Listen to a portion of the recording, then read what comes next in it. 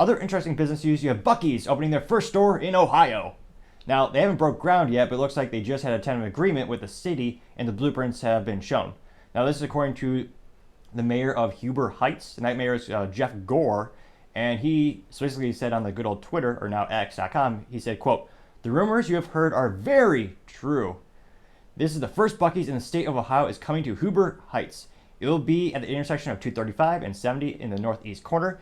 Yes, this is in Huber Heights, not New Carlisle or Park Lane. Representatives from Buc'ees will be at the Planning Commission meeting on Tuesday, August 15th. You don't have to drive to Kentucky. Now you can get your beef jerky and brisket sandwiches. Welcome to Huber Heights, Buc'ees. We're happy to have you," unquote.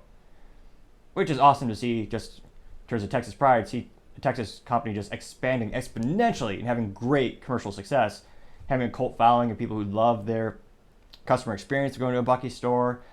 And it's also a rare thing in the gas station industry. It actually has a clean store, which these days when I think of clean stores, I go to gas stations, and Buc'ees usually more on the outskirts of town where they have hundreds of pumps, so it's great because you don't have to wait for anything.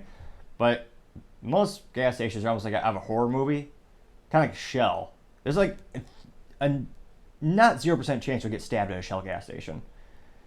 And it's one of those things where every time you go to a Shell, it's been probably 5 years since I went there, their standards for franchises I almost think are non-existent. There's always, no matter which one I went to, it was about a quarter inch of dust on all the drinks. Which, again, you could argue the drinks are factory sealed, but visually and hygienically, it just seems disgusting.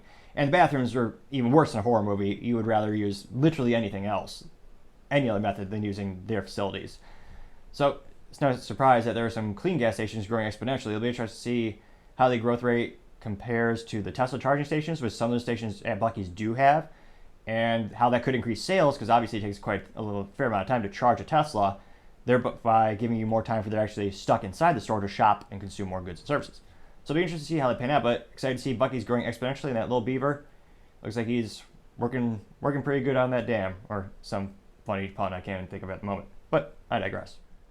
Thank you everyone again for taking the time to tune in. Really want to appreciate you clicking that subscribe button. Trying to get to 3,000 subscribers by the end of the month. We greatly appreciate it. Also, don't forget to take the time to like as well as comment. Those also greatly appreciate. Really make the content a lot better. We appreciate the critical feedback. Also, don't forget to tell your family, tell your friends, tell your coworkers, heck, tell your enemies, tell anyone and everyone to stay safe and fight the good fight.